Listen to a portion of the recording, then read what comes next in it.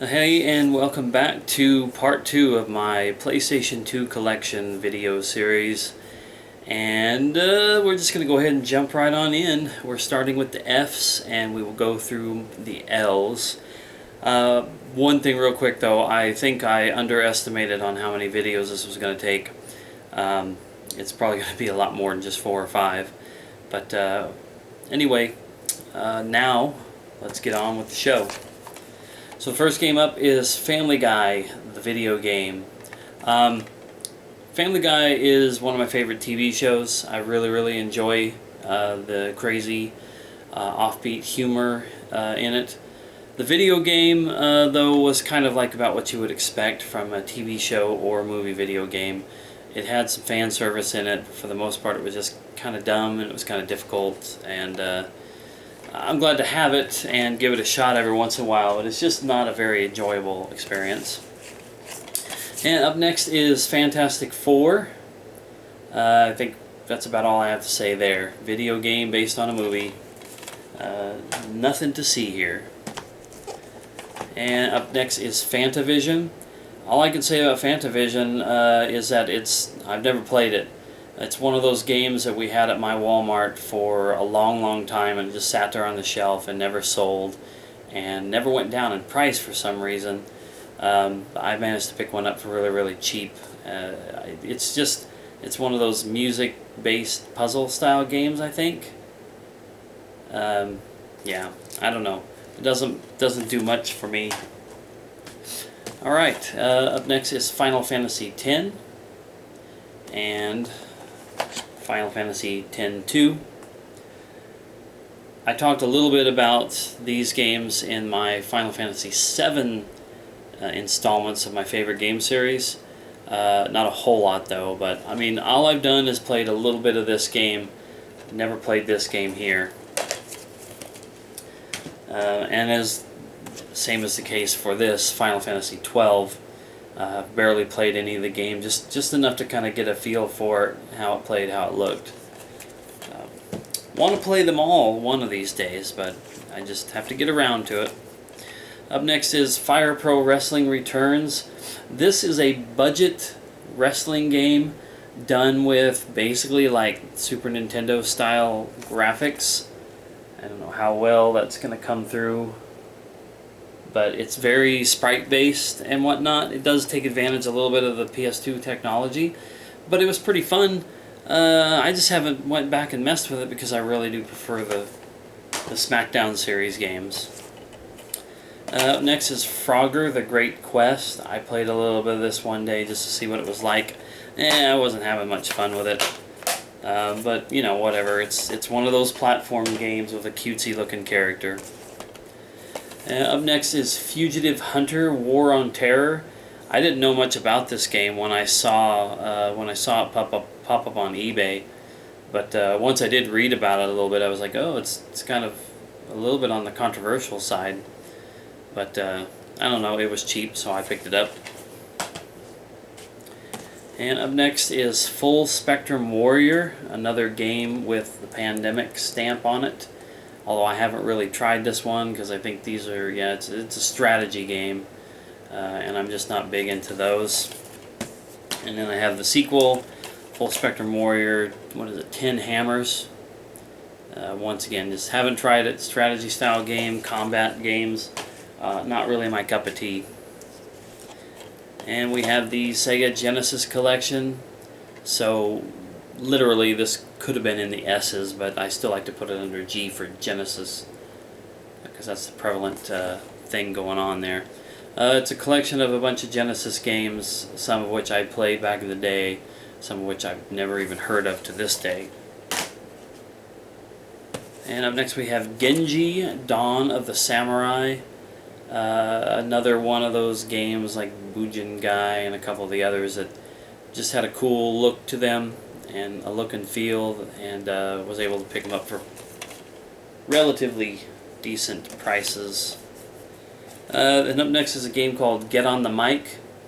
Sadly, this is not the version that actually came with the microphone, so as it is, this game is worthless because without the microphone or headset, you can't even play it.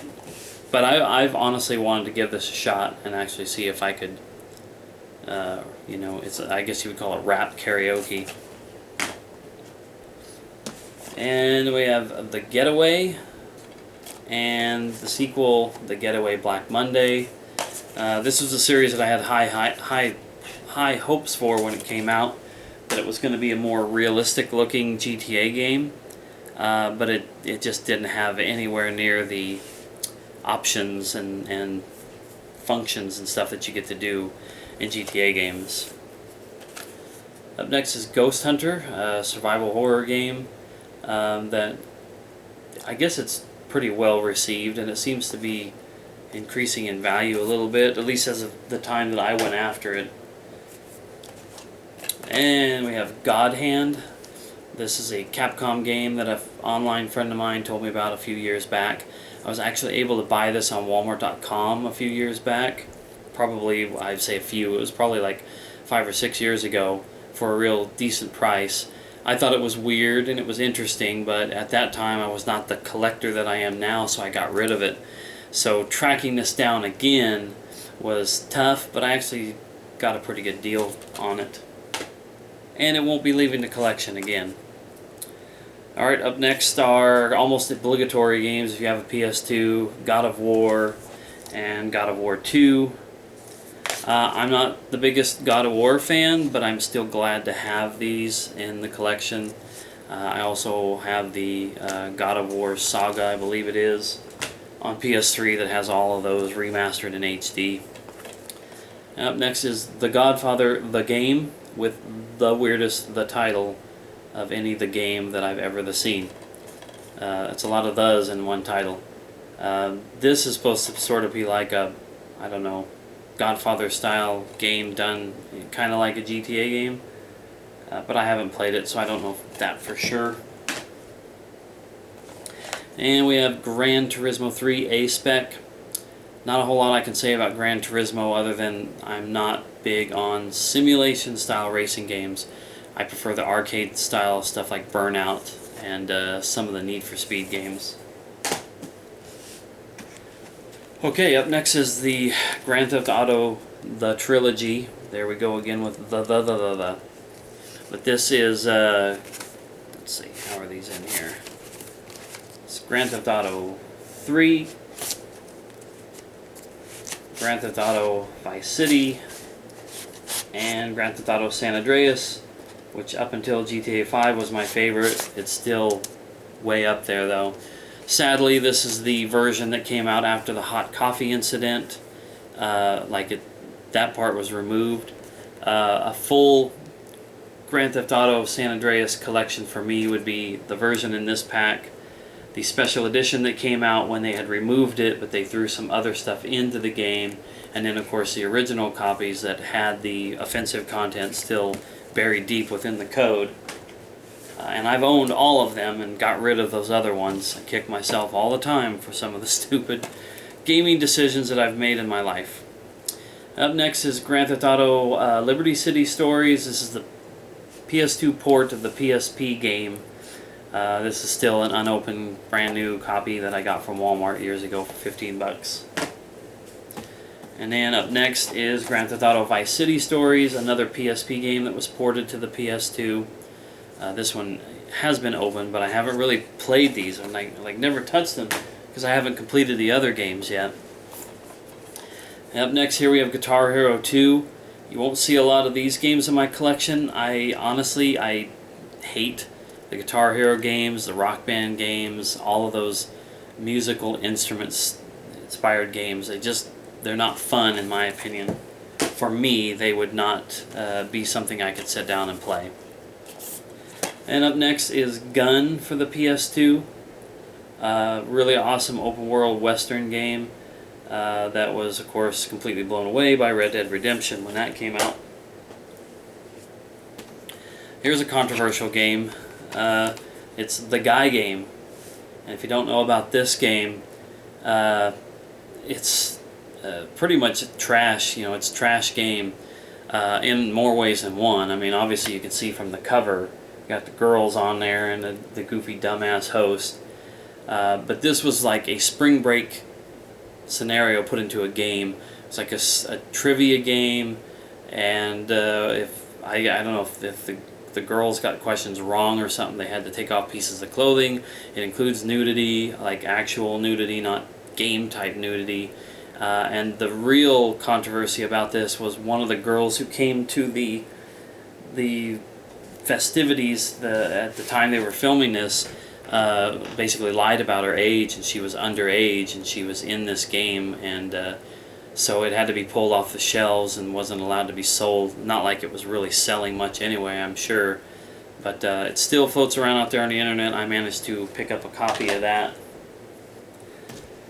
Alright, up next is Half-Life. If you don't know about Half-Life, you need to get some of this in your life. Because Half-Life 2 is a better game, but Half-Life 1 was still an amazing game for the time. First-person shooter. I can't help but look at this and not think about Gary's mod, since it's all built around the Counter-Strike source, or the source engine that all those games are built off of. Alright, up next is Harvey Birdman, Attorney at Law. This is from Adult Swim, kind of like the way Aqua Teen Hunger Force Zombie Ninja Pro-Am was. I played a little of this game one day. I've never watched the show, but I played the game. It was actually really, really funny. I'm not sure how much more of the game I have to go. I don't think it's a very long game, but I got a kick out of that one. Makes me kind of want to watch the show now. Up next is Haven, Call of the King.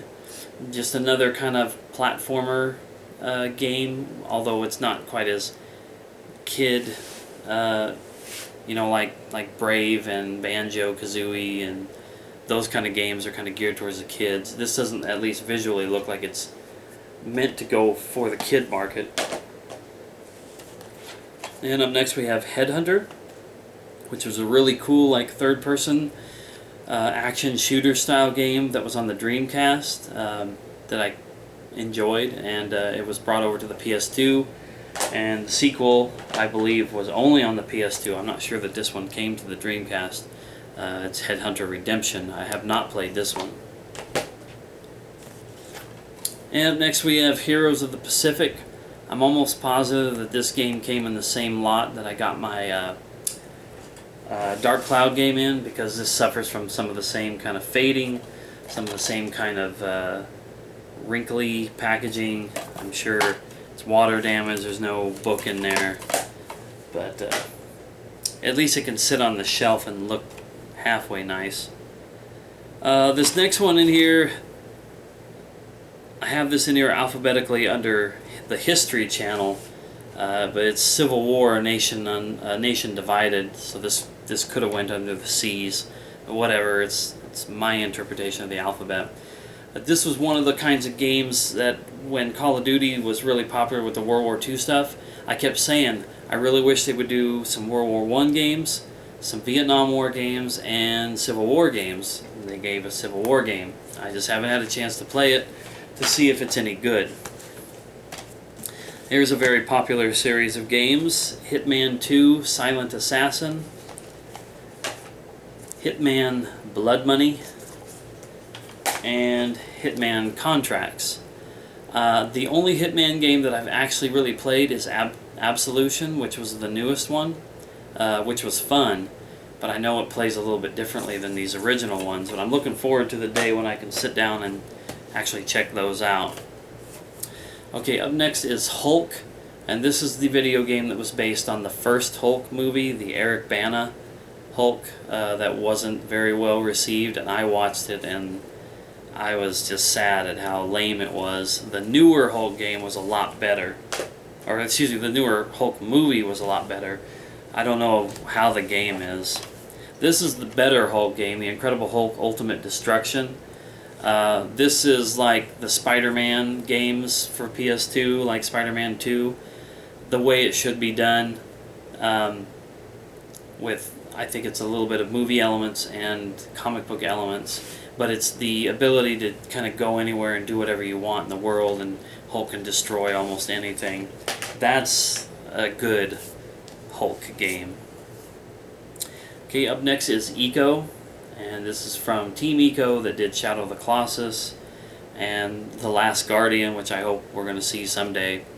This is the one game of the ones that they've done that I'm not all that into, but really excited that I got a really nice, almost brand new looking copy. It even has this registration for PlayStation Underground in it. Just impeccable shape. Alright, The Incredibles. What can I say about this? Movie, video game, blah. One thing I can add, I don't like the movie The Incredibles. A lot of people seem to really enjoy it. I thought it was very poor. Okay, up next is Indiana Jones and the Emperor's Tomb. I love Indiana Jones, so I've been jumping on as many Indiana Jones games as I can find.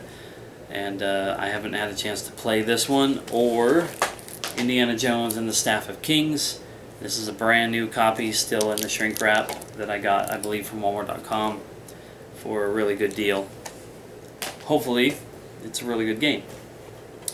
And up next we have Jackass, the video game. I love the Jackass show.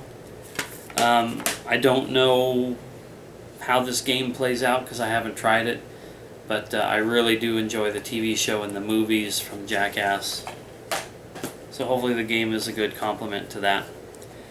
Alright, up next is Jak and Daxter, the Precursor Legacy.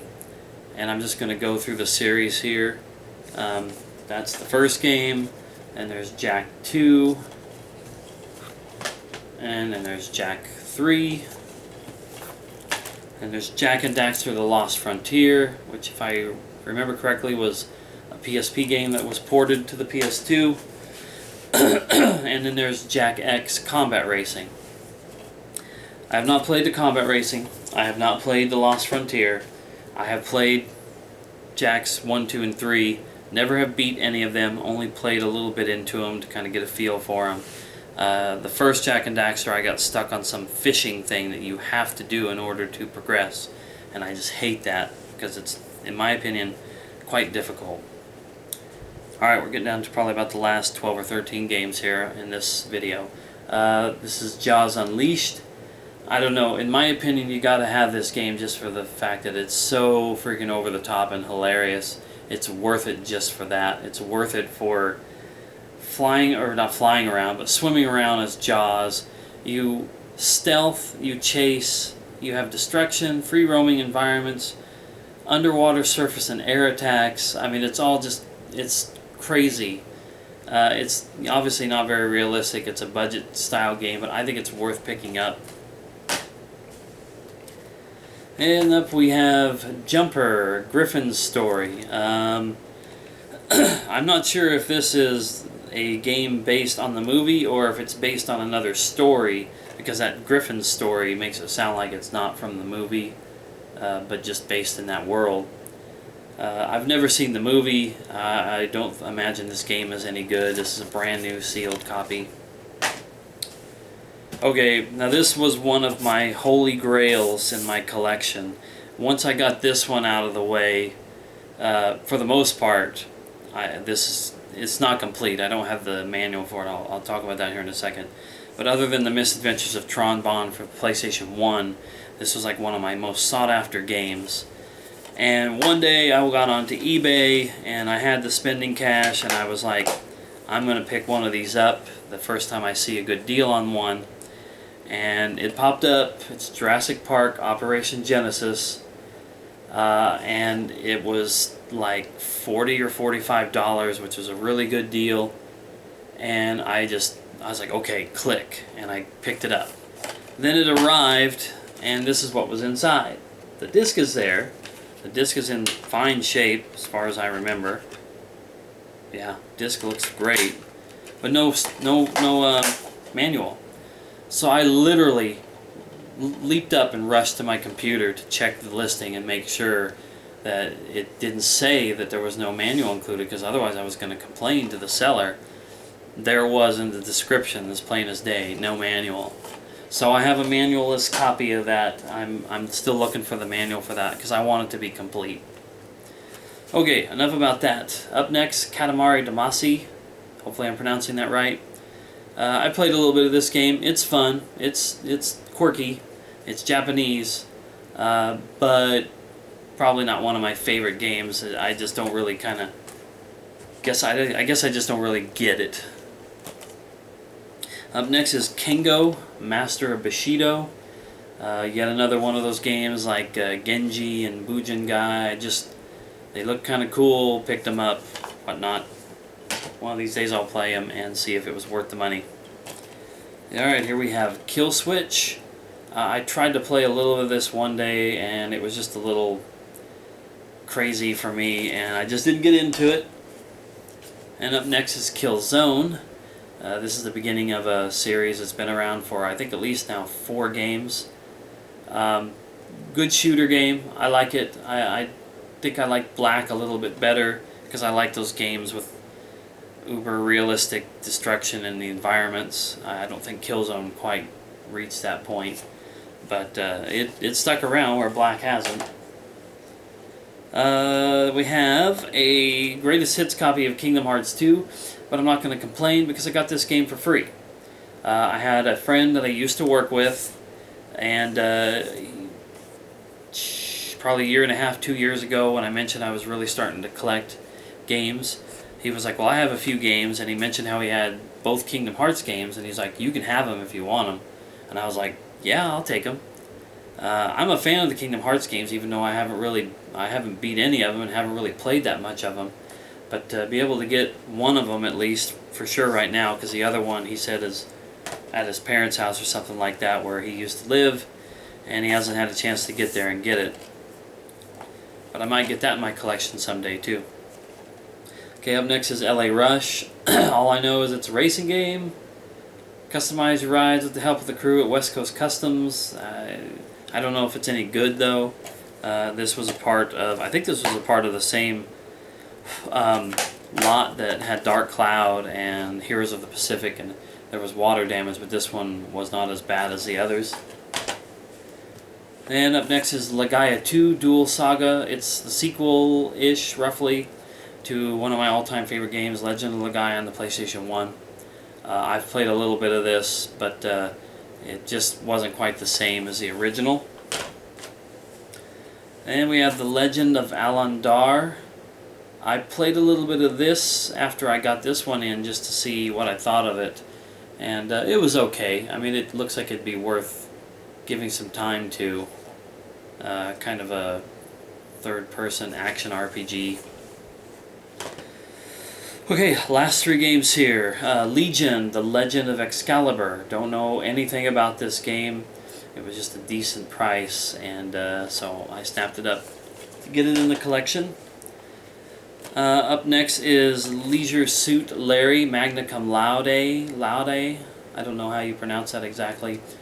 Well, I mean, if you know anything about the Leisure Suit Larry games, or even if you don't, just look at the cover, you kind of get an idea what the games are all about. I own quite a few of these on the computer, like the old original versions, and a couple of the newer versions, but I've never played it. But it's obviously lots of TNA action. Alright, last game of this video, The Lord of the Rings, The Two Towers. Big fan of the movies, played a little bit of the games, they're pretty cool. Seems like some of the Lord of the Rings games are really good and some of them are really bad. But I don't know much about which of the good ones. And that's going to wrap it up for this video. It's probably going to wrap it up for me tonight. It's probably after midnight and it's time for me to go to bed. So I'm going to try to get these videos uploaded tomorrow, and if I have time tomorrow after work, I will start filming some more. These are going to be spaced out a lot more. There's going to be a lot more space in between these than some of the previous videos were, just because it's going to take me a lot of time to do this. But it's causing me to sort through and alphabetize my PS2 games, adding in all the extra stuff I bought recently, so that's good. Alright, well, enough pointless rambling from me. Thanks a lot for watching. Stick around for part 3 coming soon. Thanks a lot.